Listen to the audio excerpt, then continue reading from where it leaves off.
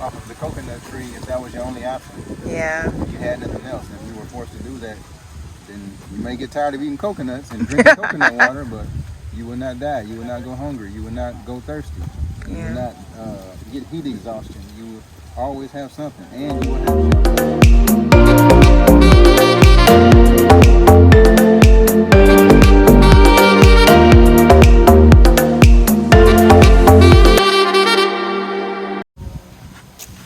Hey guys, welcome. We are at the Emancipation Beach here in Keta, the water region of Ghana, and I have a special guest with me who I'll be introducing to you in a bit. He's a subscriber, he's a friend now, and he has been a so just introduce yourself. What's up, YouTube? This is Steve. I'm here with Kinky Curl Africa, and she's showing me the beauty of Keta Emancipation Beach. And today we're learning about coconut trees and the many uses that the coconut tree has that I didn't know about. You excited? All we hear about is coconut water and coconut milk, but it's much more than a coconut than drinking. Yeah. You excited to learn? Oh yeah, I'm always ready to learn. All right, always. Let's go. Learning every day. Okay guys, so I'm just showing Steve around the Emancipation Beach, and there's a couple of things here that I really want to refresh him with. The coconuts fronts here are used for a lot of things, from baskets to houses to fences and all of them. So I'm going to be showing Steve around and you guys as well, and showing you some of the things that the coconut fronts can be used for. Are you ready? I'm ready. Let's do it. Let's go. So this is a coconut tree. So what you just saw earlier is made from this side. This is cut off. Yeah, the stem of the leaf. So this is cut off, and this is used to make what you just saw. As you see, this is bigger and thicker. And then these ones I used to weave different things, from fans to baskets to this kind of trays that you can put stuff on. But they normally use them when it's dry, like that.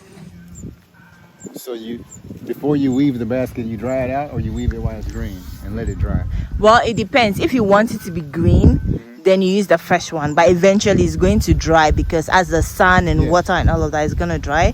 But mostly people use the dry one. So they get their strength after they're dry. Yeah, I think so. Yeah, because you can see this is much harder than this. Yeah, exactly. Yeah. And also you can use blade to take off this side. Sorry. You can use some blade or razors to take off this side, and you get brooms out of it. So this is the whisk. Yeah. So you do this. And then you can hold this and see. So basically the coconut tree is vital for survival. You can use this tree for almost a lot of different things, right? Yeah. So you can use this side, and then you take if you take the whole of this, you can get about a quarter of a broom on it. So you make 4, and you can get the local broom that they used to sweep. One of the woven mats that they used to build the houses you can see behind us. Yeah, I see it's very strong. Yeah. So when they are selling them, it's sold in packs like this. So if you go to buy it, you get the whole of that, as Steve is holding it, for a price. So you normally tend to measure how big or wide what your building is, and then you buy to fit what you need. So you can use it to build a whole house, like you can see around us, or you can use it to fence an already existing house. So you can have your house made from these, or you can also have your fencing made from this. And it's biodegradable. It's not plastic, it's not waste, and it lasts for a really, really long time. Because I remember when I was very young and we used to go to my village, most of the houses have this as the fencing. And even if you still go back there today, I'm 26 now, they are still standing and they are so strong. And even the rain doesn't really deteriorate them. They are still very strong. So yeah. See, what do you think of it? I think it's amazing how how many uses they have for the coconut tree. I mean, you never run out of resources. Yeah. Would you use this to fence your house? Oh yeah. if this was available in America, I would definitely use this. Yeah. I see these is not even fully dried out yet. Yeah. Still got some green on it. How does it feel when you hold it? Feels durable. I mean, I'm pushing, as you can see, it's not breaking, it's not cracking. Yeah. Very durable. And if you realize there are patterns on it, so it's a skill that is learned and perfected over the years. So it's not just woven anyhow. If you see from the top all the way, it's consistent throughout all of them. So it's a skill learned and perfected, you know, like over the years. Strong Steve, come on now. Anyway, so guys, we are walking around and we'll show you what other things you can get from the coconut fronds and the coconut tree as a whole. Over here, you never can really truly run out of resources. Just we've already seen about 3 things that you can do with the coconut. About 4 things you can get from the coconut tree, and I'm about to show you more. So yeah. How do you use coconut as fuel to start a fire, to cook, and all of that? So I'm going to show you guys how the coconuts can be purposed, or the coconuts or the product on the coconut tree, yeah, can be used for fire and other resources. So yeah, let's guys, if you look down here, you see a couple of coconuts, how they call it, the inside is kind of rotten, but it's like some coconut pods that are left here to dry. If you want to set a fire with the local oven, you can take a couple of these and then just stack them in the oven together with some of the palm fronds or coconut fronds, and then you can actually flake out some of these things that look like a mesh. Then you put it in. When you light the fire to these ones, they light up really quickly because it's very light, so it's easy for, you know, the fire to just light up when the fire touches it. So you just light it, and then you put some of the dried palm fronds as well, so that when this lights up and this lights up, it sustains the fire for a bit before the bigger ones, which are like these but dried, will start, you know, lighting up as the fire goes. And guys, the good thing about this is the fire can last for hours without going out. So what Steve is holding right now is also part of the coconut tree. Once it's dry like this, you can also use it to start a fire or to set it.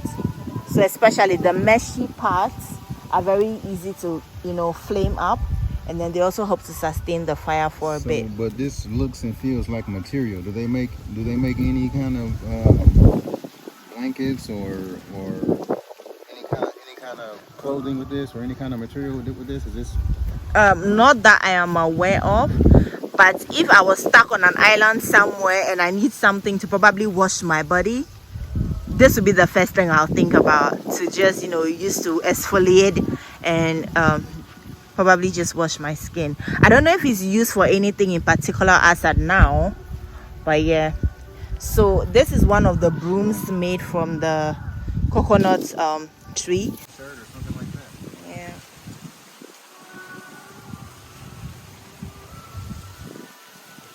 Even these right here are also used to set fires and to cook. So if you toss it in the fire, it also sustains the fire for a long time. And I remember when we were kids, whenever it rains, these will fall off the coconut trees, right? And then when there's a little river flowing, we the kids will make little boats out of this. Yeah, to make canoes. Then we'll put it on the water and we'll be singing, row, row, row your boat gently down the sea. It was very fun.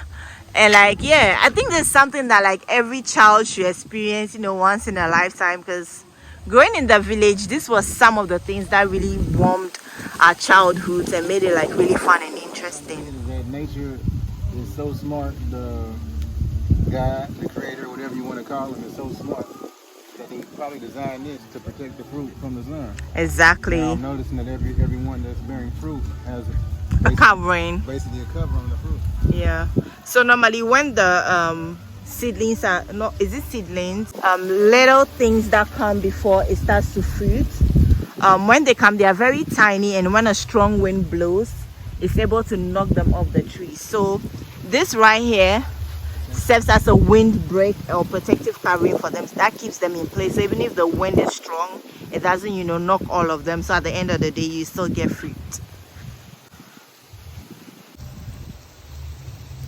So what are some of the things you've learned that coconut trees can be used for?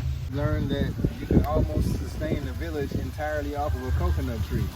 You can eat it, you can make shelter with it, you can make fire with it. You can eat it. Yeah, you can eat it. You can, if you get creative, you can make clothing with it or mats or whatever you want to make. Oh yes, they do make mats out of them as well. Yeah, I mean it's like, and hats, summer hats. I feel like as long as you're growing up around coconut trees, you should never lack some of the basic amenities. Yes, and you should always be able to sustain yourself, whether it be food or shelter. The main things we need, and I forgot the most important thing is the water on the inside. Yeah. Of the coconut. So, I mean it's an all around life-sustaining tree is what I'm going to call it. Oh yeah, it also provides shade. So if you look under the coconut trees, you can see a reflection of shadows, you know, all under. Steve, come and stand under it. You were in the sun previously, now stand somewhere here. Yes. How does it feel? Completely covered, a whole different temperature. Even though the sun is still out, it's still hot in this spot. There is a little breeze, but it's still much cooler than when I was standing over there. Yeah. Even though the leaves are, we see the gaps between the leaves, but I don't feel any sun. Yeah. And when it rains, like instead of staying out in the open, when you come and hide under, especially the parts that are very concentrated with the leaves, it kind of breaks the rain, so you don't get as wet as, you know, you normally will under, let's say, any other tree. You don't get the full force of the rain. Exactly. I just said it's amazing that you can really basically just live off of the coconut tree if that was your only option. Yeah. If you had nothing else, if you were forced to do that, then you may get tired of eating coconuts and drinking coconut water, but you will not die. You will not go hungry. You will not go thirsty. You will not get heat exhaustion. You will always have something, and you will have shelter. Yeah. All from one tree. This is the end of the video. We hope you guys enjoyed it. So yeah, if you like it, share, subscribe to your friends and family. Let us know your favorite part about this video, what you learned in the comment section, and which part or the uses of the coconut tree really surprised you. And yeah, we'll be hearing from Steve in a minute. Well, today we learned about coconuts, and I'm definitely more educated about it before I came, thanks to Kinky Curl Africa. If you haven't heard about her, here she is. Like her videos, subscribe, share with your friends, and come see her right here